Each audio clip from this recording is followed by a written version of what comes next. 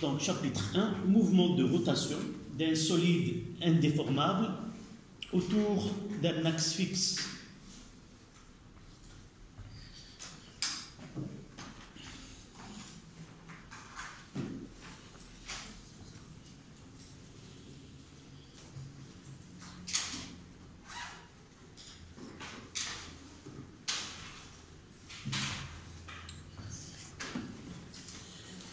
La première des choses, on va se situer dans la physique. Quelle est la partie qui s'intéresse à ce chapitre-là, ou la première partie qu'on va traiter au cours du programme de physique? Cette partie-là appartient à la mécanique newtonienne. En réalité, la mécanique, d'une façon générale, on peut la diviser, si vous voulez, la voir de deux manières. La voir selon Newton ou la mécanique selon Einstein. Donc la mécanique classique ou la mécanique newtonienne ou la mécanique moderne ou la mécanique relativiste ou la mécanique d'Einstein. Le passage d'une mécanique à une autre, il est lié à la vitesse avec laquelle se déplacent les corps. Tant qu'on est à des vitesses loin, très très loin de la vitesse de la lumière, l'étude, ça sera plus... Bonjour. Je suis une nouvelle étudiante. Marhaban. Nouvelle dans le lycée ou uniquement c'est ta première... C'est ma première leçon dans le... Tu n'étais pas présent là de... C'est pas... Oui. Marhaban. ومرحبا بالجميع.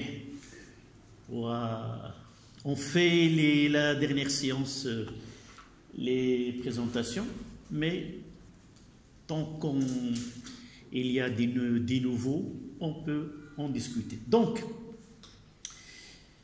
sauf que ce n'est pas la prochaine fois, lorsque le cours commence, généralement, le cours où il vaut mieux d'entrer et de prendre une petite place sans déranger l'assistance, et entre les deux séances, on a une récréation, on peut, d'accord, pour que le fil conducteur de la leçon ne sera pas interrompu, mais c'est la première séance, c'est pas grave. Donc, c'est le premier chapitre d'une partie de la mécanique newtonienne.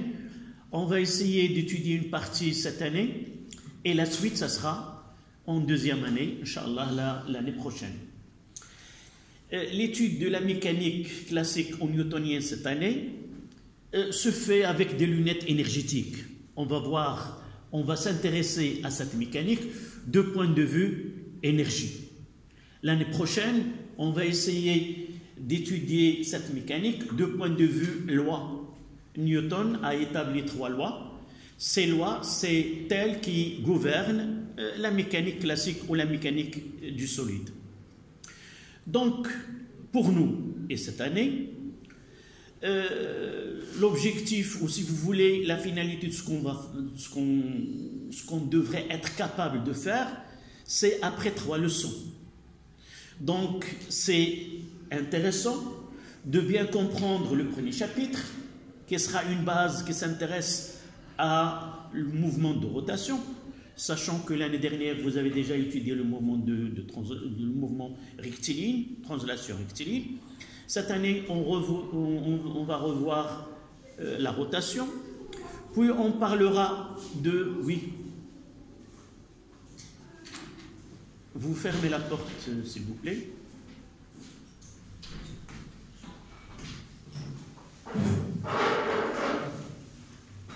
Donc, je suis obligé de revenir à la dernière séance. J'ai dit, vous êtes une classe de sciences mathématiques et les élèves sciences mathématiques ont des caractéristiques qu'on ne trouvera pas généralement. La première des choses, avec vos camarades des années précédentes, avant même que la sonnette déclenche le commencement et sont là. Et se précipitent d'avoir les premières tables. Et généralement, le temps réel de travail, elle est le même que le temps que nous avons théorique. Nous avons 2 heures, mais si on essaie de déterminer la durée réelle du cours, on trouvera moins que 2 heures ou 1 heure. Donc, avec vos camarades de sciences maths, généralement, on aura une égalité entre l'horaire théorique et l'horaire effectif qu'on fera en classe. Donc, mademoiselle, essayez la prochaine fois d'être là au début de la séance et n'essayez pas d'arriver un peu plus tard. D'accord? C'est la première séance, c'est pas grave. Là, vous avez su une des règles qu'on doit respecter cette année, c'est d'arriver à l'heure exacte du commencement de la séance. Donc, nous avons la première leçon, c'est le mouvement de rotation. La deuxième leçon, c'est travail d'une force constante où on verra le travail d'une force. C'est-à-dire, on va entrer à l'aspect énergétique de cette étude.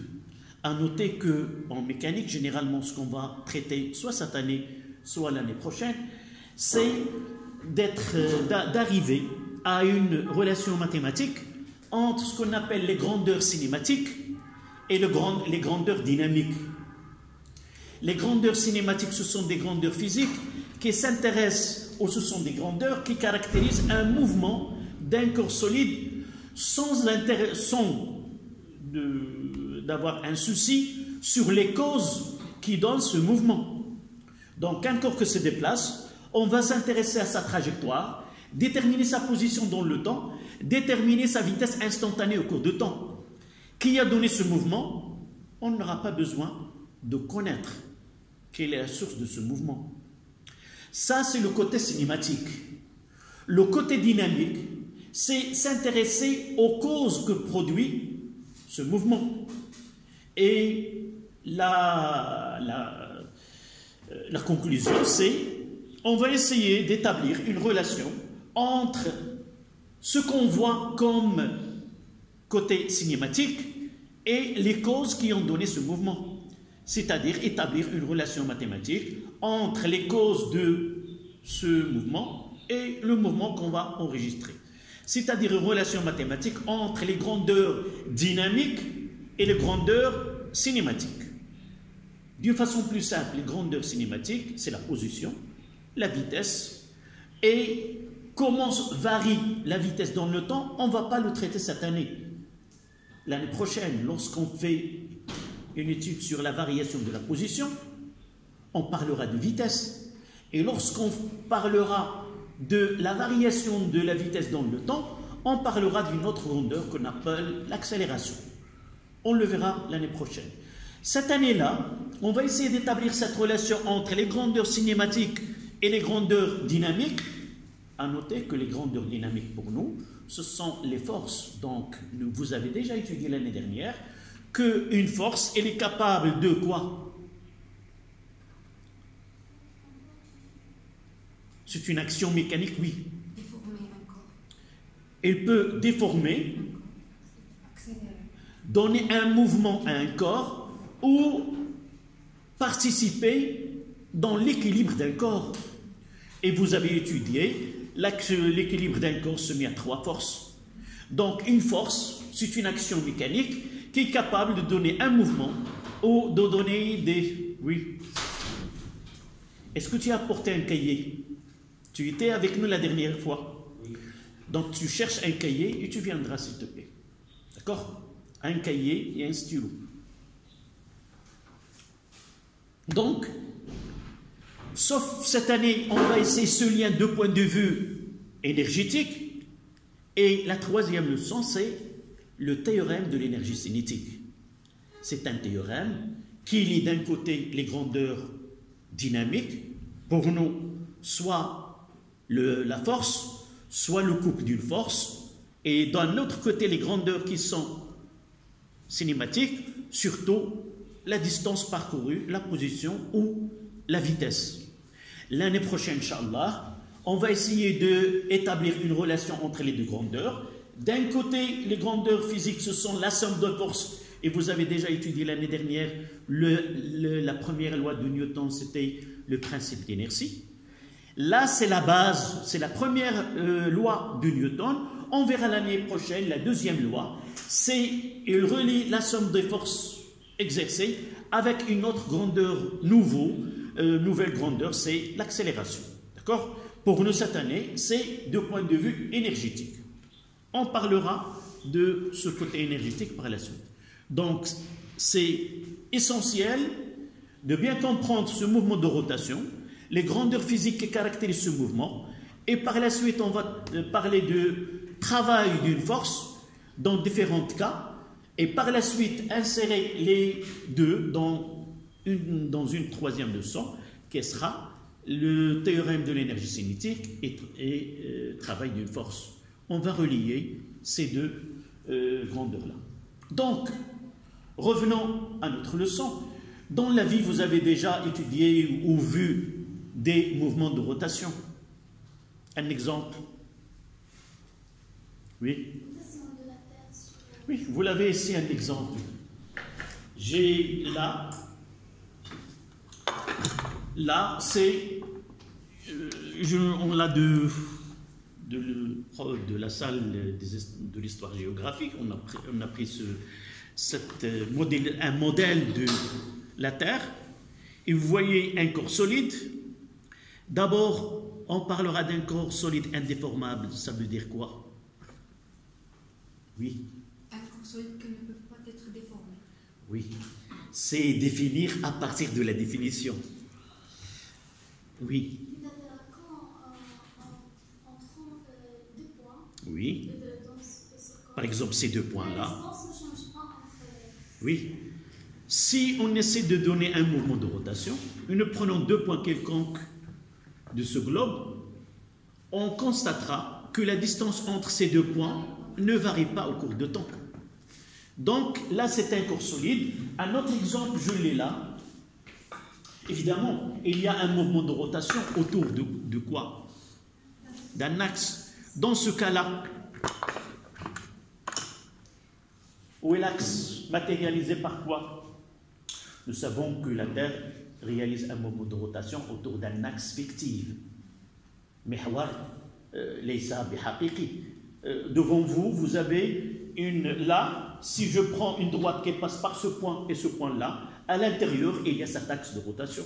Donc, axe de rotation, il y a des points qui sont communs entre l'axe de rotation et ce globe-là. Je prendrai un autre exemple d'un corps solide. C'est celui-là. Le corps solide dans ce cas-là, c'est celui-là. Et nous voyons que ce corps-là, en essayant d'écarter, il réalise un mouvement de va et de vient. Si j'essaie de tracer ce que fait un point appartenant à ce corps solide, soit là, qu'est-ce que je vais constater? Quelle est sa trajectoire? Comment il est? Dans ce cas-là, on dira une trajectoire circulaire, même s'il ne décrit pas un cercle. S'il décrit même un arc de cercle, on dira que le mouvement de ce point. Donc pour nous, on va essayer de commencer par un petit rappel.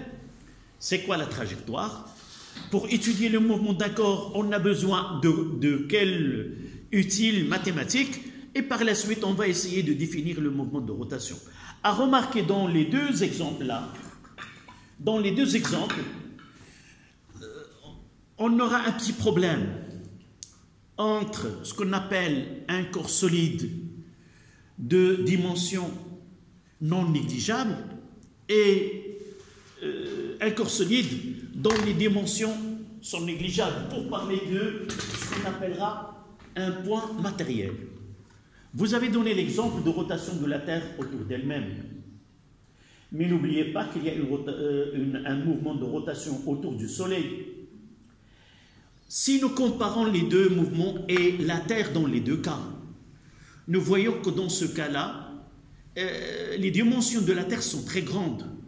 Donc on parlera d'un corps solide dont les dimensions ne sont pas négligeables devant la distance d'étude là, qui est le rayon. Donc, si on passera au mouvement de rotation de la Terre autour du Soleil, dans ce cas-là, on va essayer de comparer les dimensions de la Terre avec la distance qui sépare le centre, si vous voulez, de gravité de la Terre et celle du Soleil. Si vous connaissez qu'il s'agit de 150 millions de kilomètres, qu'est-ce qu'on dira du rayon de la Terre? Il est négligeable. Et dans ce cas-là, on peut considérer la Terre comme un point matériel. Un point matériel, c'est quoi? C'est un corps dont les dimensions sont négligeables devant la distance d'étude. D'accord? Et dans ce cas-là, on ne parlera pas de rotation, mais on va essayer de, lorsqu'on parlera de point, on parlera de mouvement circulaire. Donc c'est pour cela, pour définir le mouvement de ce corps-là, on va passer par une définition qui est plus simple. Au lieu de parler de la Terre, on parlera d'un point. Et à partir du moment d'un point appartenant à ce corps solide, on peut dire est-ce que le solide réalise un mouvement de rotation. Donc dans ce cas-là, ce mouvement c'est un mouvement de rotation. On ne dira pas un mouvement circulaire. Un mouvement circulaire est dédié uniquement à un point ou un corps solide dont les dimensions sont négligeables. D'accord? Donc ça, on doit l'avoir dès le départ. Donc on commencera par 1 en chiffres romains. Rappel.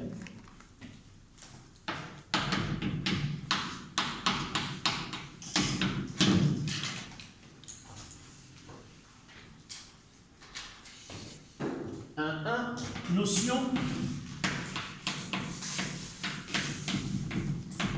de solide.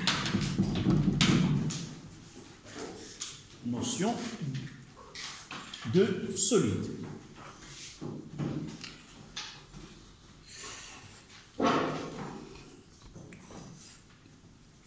Donc, qui nous peut donner cette définition?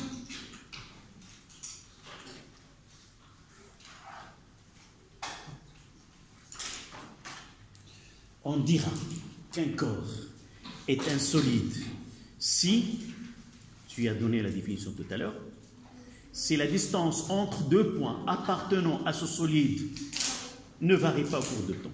Donc vous notez, dans un solide,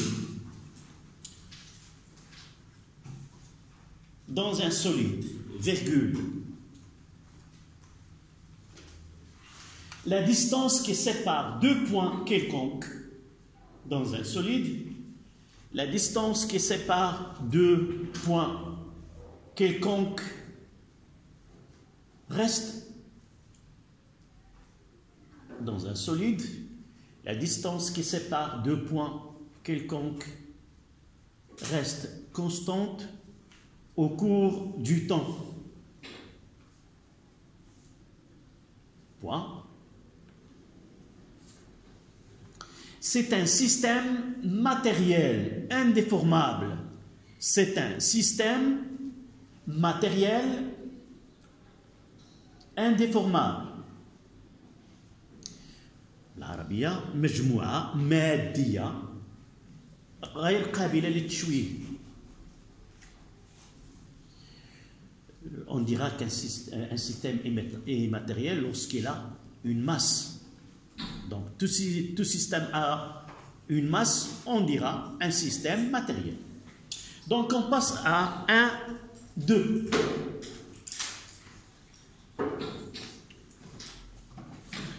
Référentiel.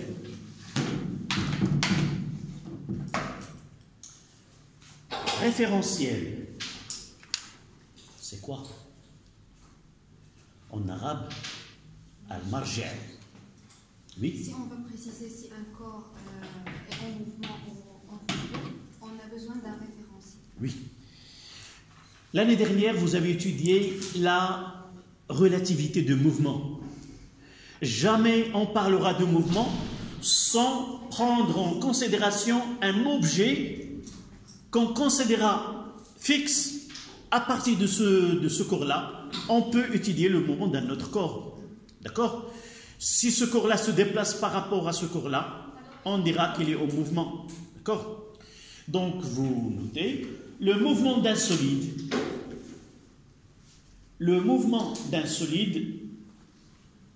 dépend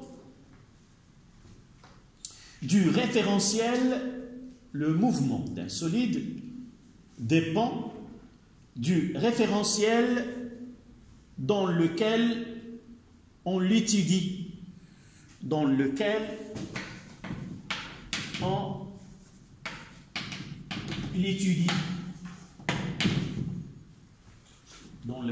on l'étudie, point à la ligne. Un référentiel est un solide. Un référentiel est un solide considéré fixe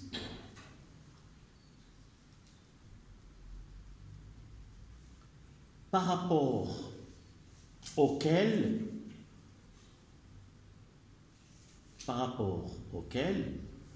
on étudie le mouvement d'un objet. On étudie le mouvement d'un objet.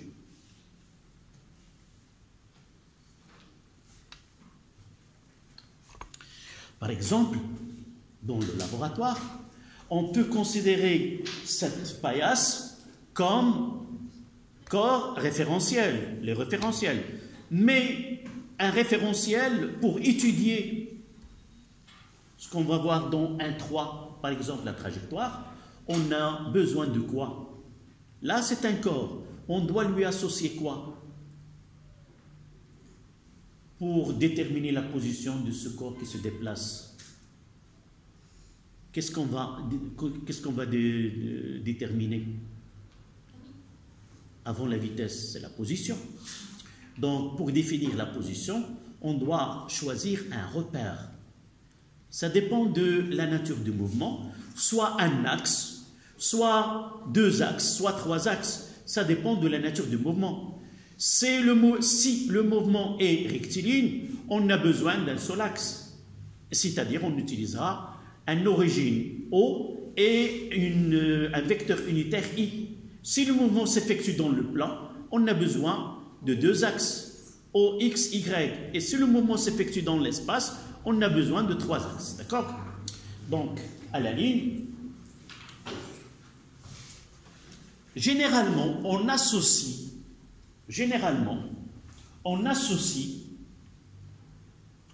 un repère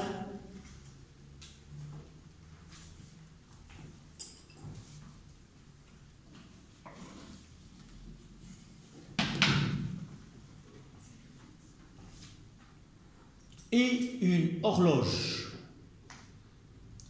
C'est un repère, on écrira entre parenthèses espace et horloge. C'est le temps. Et l'objet de la physique, c'est étudier l'évolution d'un système dans le temps. D'accord?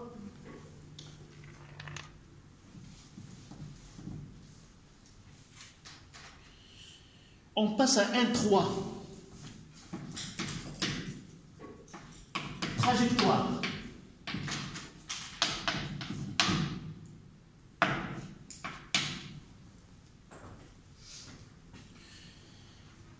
C'est quoi la trajectoire?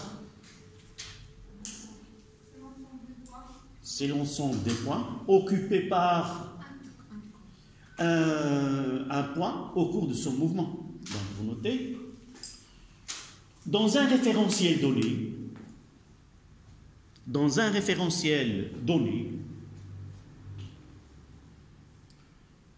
la trajectoire d'un point, d'un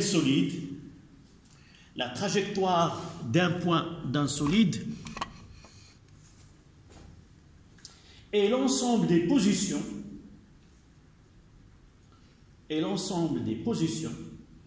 successivement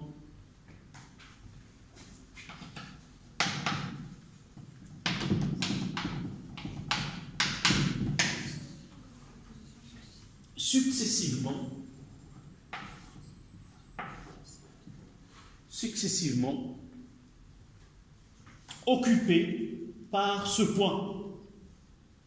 Successivement occupés par ce point au cours du temps.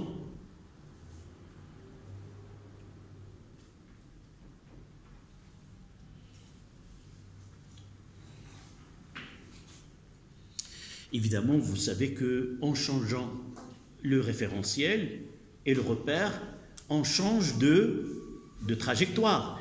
Donc cette trajectoire, elle est toujours liée, sa forme, son équation, elle est toujours liée au système dans lequel on étudie. En changeant le corps référentiel ou le repère, cette trajectoire change. On passe à 1.4.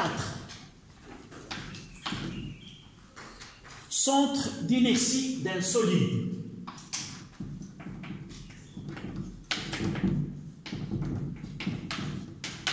Centre d'inertie d'un solide.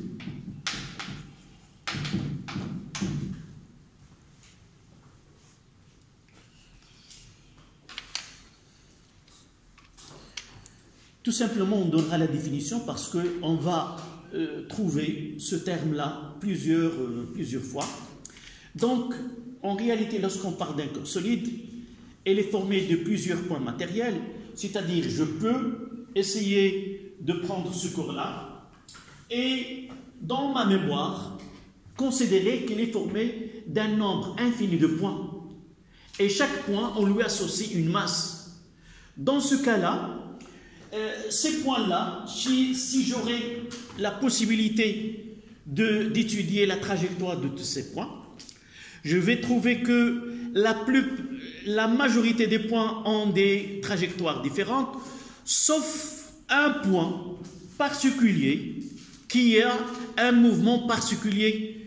Et ce point-là, on l'appelle le centre d'inertie de ce solide-là. Évidemment, on ne va pas donner l'histoire. Si vous suivez, je vais mettre déjà ce qu'on appelle la culture scientifique en parallèle. Je parlerai dans un thème que j'ai déjà préparé. C'est quoi le centre de gravité?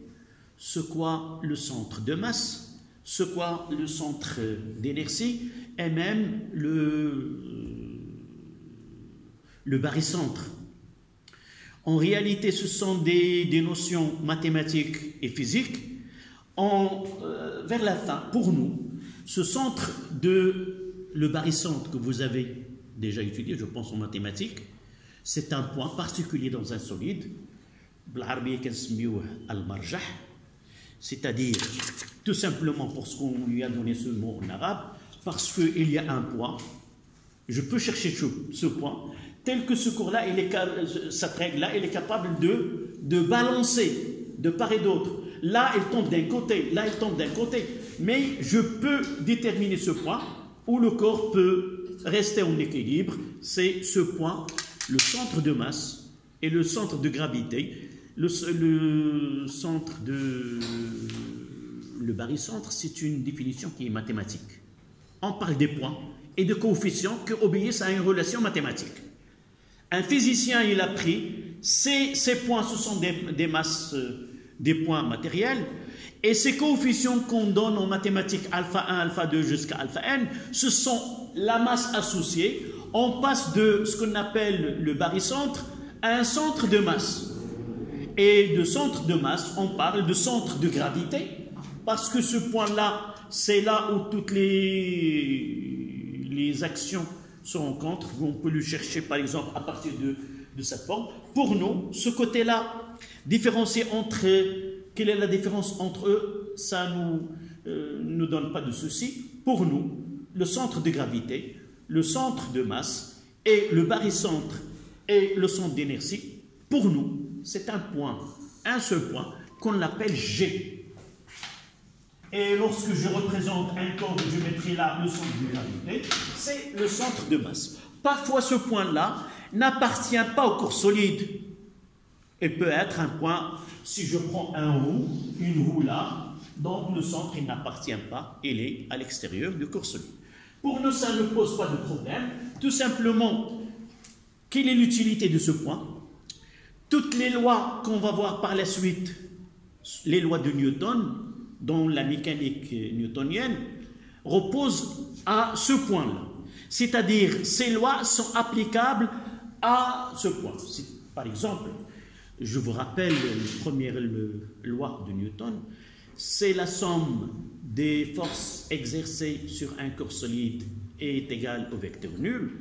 Alors, le centre de gravité de ce corps, on ne parlera pas du corps solide, le centre de gravité, soit qu'il est en mouvement, s'il est en mouvement, le mouvement il est rectiligne uniforme, et s'il n'est pas en mouvement, s'il est en repos, c'est-à-dire la vitesse elle est nulle. On parlera de V de G, et non pas de solide. Quelle est l'utilité de ce point par la suite? On ne va pas le traiter au niveau du lycée. Si nous connaissons le mouvement de ce point, on est capable de connaître le mouvement de n'importe quel point qui appartient à ce corps solide. Il y a un autre théorème, une autre loi qui nous dit, connaissez-vous le mouvement de ce point G? Oui. Alors, je peux vous donner la relation mathématique qui permet de connaître n'importe quel point qui est autre que ce G. D'accord? Mais pour nous, toujours, nos lois et nos relations sont plus faciles dans ce G que dans d'autres points. D'accord? La plupart des cas, on considérera que le corps a des dimensions négligeables et tous les points de ce corps-là sont dans le même point qui est ce point G. D'accord? Donc vous notez, il existe toujours un point dans un solide. Il existe toujours un point dans un solide dont le mouvement, dont ONT, dont le mouvement est plus simple que les autres points.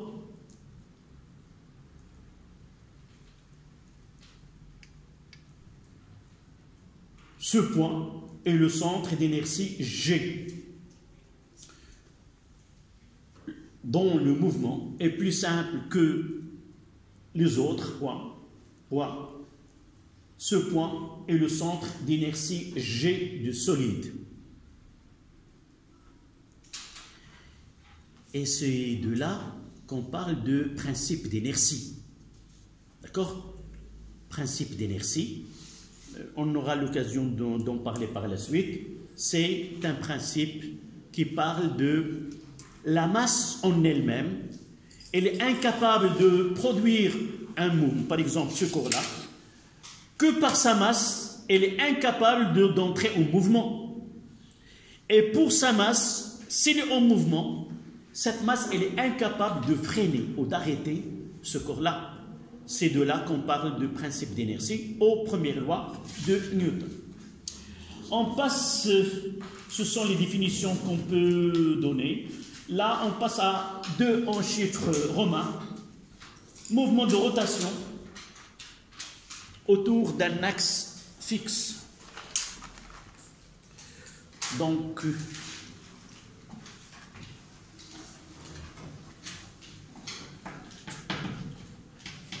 mouvement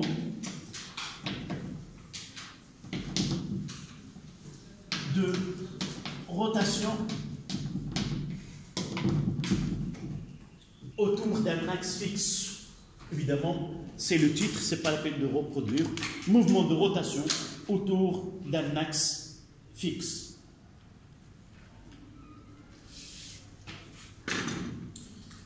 Et je reviendrai à cet exemple. D'abord, on parlera du corps solide, le mouvement du solide là. C'est ça le solide qu'on va étudier, c'est le système étudié.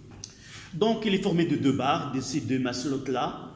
Et nous voyons d'abord, pour définir le mouvement de ce solide là, parfois en physique, on ne peut pas donner la définition d'une façon directe. on peut passer d'une autre manière. Au lieu de parler d'un corps solide, on va essayer de entrer dans ce corps-là et prendre des points de ce corps-là. Si nous essayons de suivre ces points ou un autre point de ce corps-là, essayons de suivre. Nous avons déjà dit tout à l'heure que ces points-là, si nous essayons de les isoler dans la mémoire et de mettre par exemple de la lumière là, on essaie de filmer le mouvement, cette lumière, elle tracera quoi? Un cercle. Donc, à partir de tous ces points-là, on peut dire des points qui appartiennent à ce solide. Lorsque ce solide est en mouvement, elle réalise un mouvement circulaire. Et par la suite, on dira que ce corps solide-là a un mouvement de rotation si des points qui appartiennent à ce solide-là ont un mouvement circulaire. C'est très important. Si vous utilisez au lieu de circulaire rotation, c'est faux. Donc, dire que ce corps-là a un mouvement de rotation, si les points qui appartiennent à ce solide-là réalisent un mouvement circulaire. Et si vous essayez de voir et de tracer, ces points-là auront une trajectoire circulaire. Tous ces cercles ont même centre. On dira que les points qui appartiennent à ce solide ont des trajectoires circulaires centrées sur un point qui appartient à l'axe de rotation qui est matérialisé par voilà l'axe de rotation. De même les points qui se trouvent de l'autre côté. D'accord? Donc, on fera un exemple de 1. Exemple.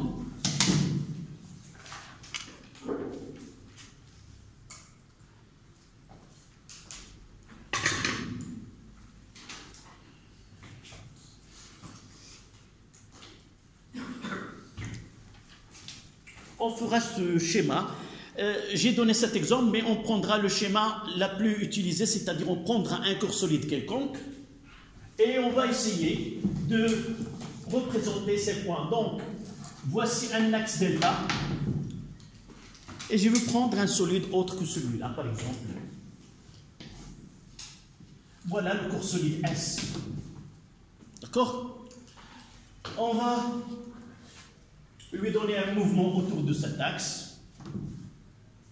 Et à partir de là, on va choisir des points. C'est M1, M2 et M3.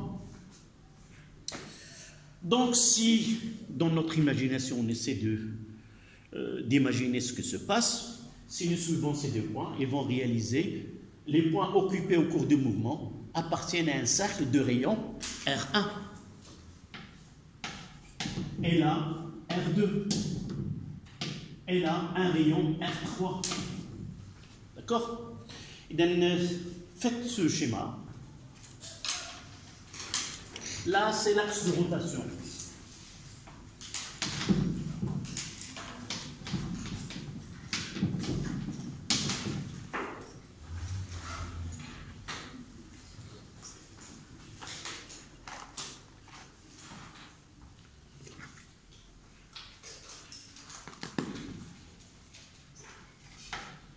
Là, c'est O1, là, c'est O2, et là, c'est O3.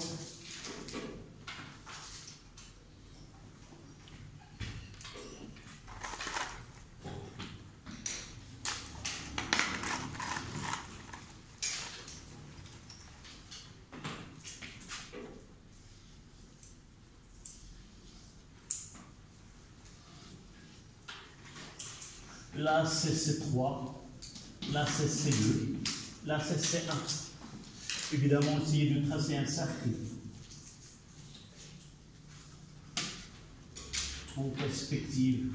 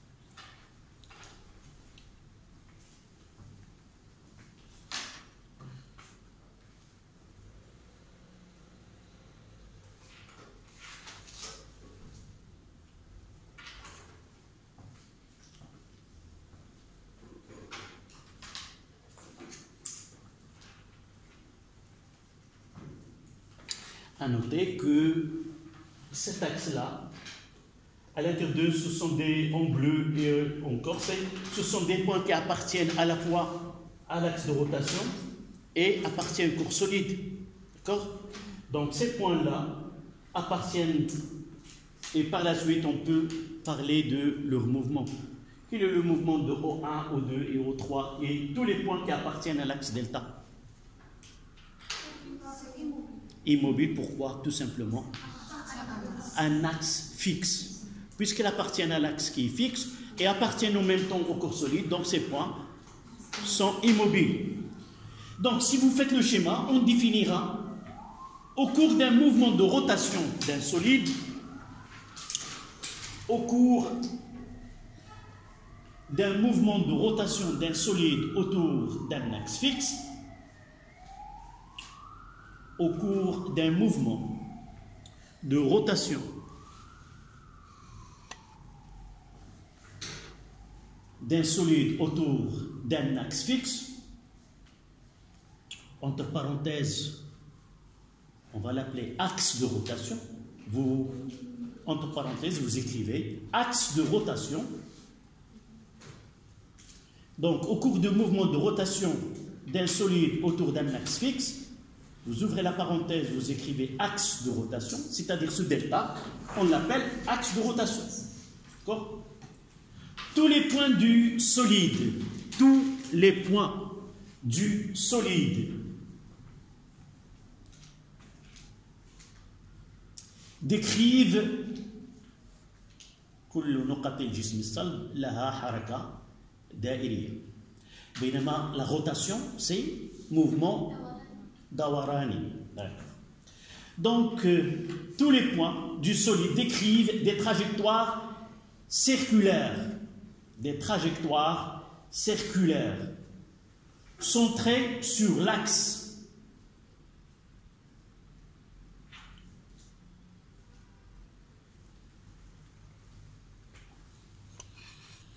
On parlera par la suite,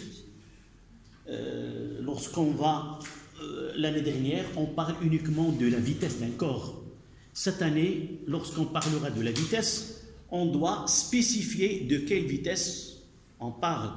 Puisque nous avons introduit le mouvement de rotation, donc nous avons deux types de mouvements, mouvementier rectiligne et le mouvement de rotation. Donc on doit parler de vitesse de rotation et vitesse linéaire. On utilisera la vitesse V, le vecteur vitesse, et le oméga qui est le vecteur, la vitesse angulaire. D'accord? Et uniquement, essayer, même si le corps là il a un mouvement uniforme, on parlera par la suite, vous voyez que le vecteur vitesse, elle change au cours de temps. La direction et le sens changent.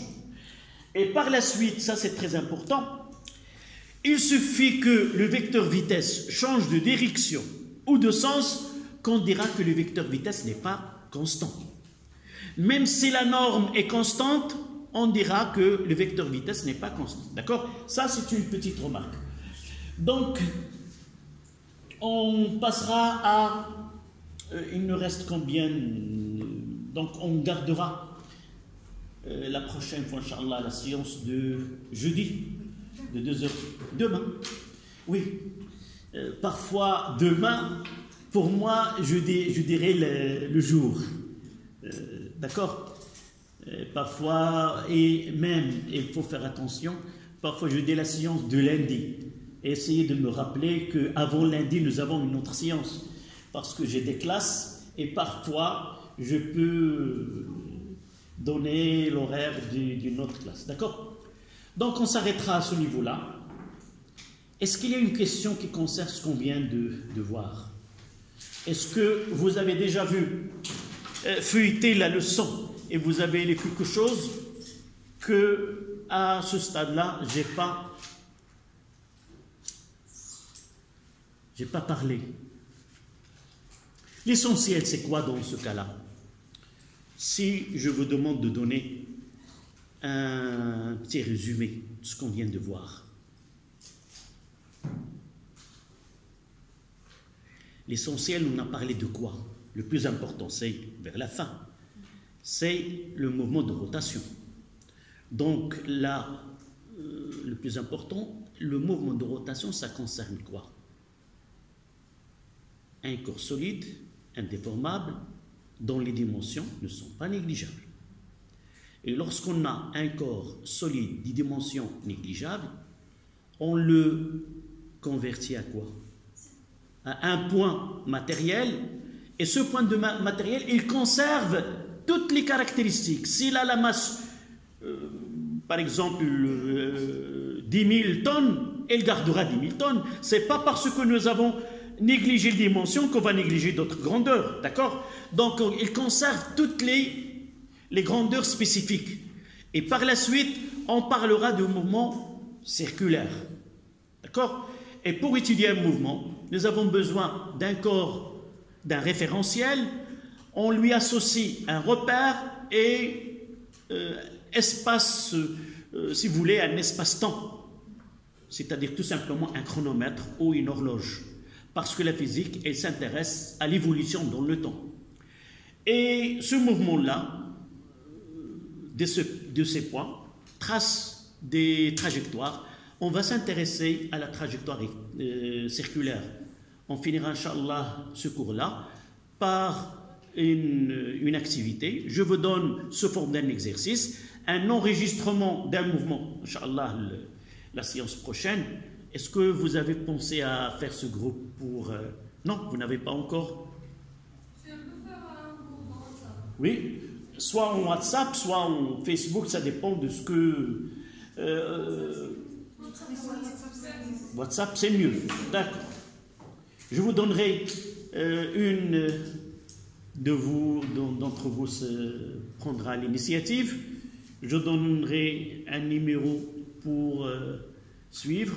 Et là, je donnerai ces vidéos-là des expériences, des planches des exercices et même tout ce qu'on, par exemple, lorsqu'on parle des questions qui se posent aux physiciens, je donnerai soit en arabe, soit en français.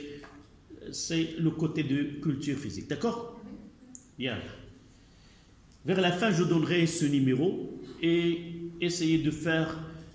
on le gardera uniquement pour la physique. Pas de...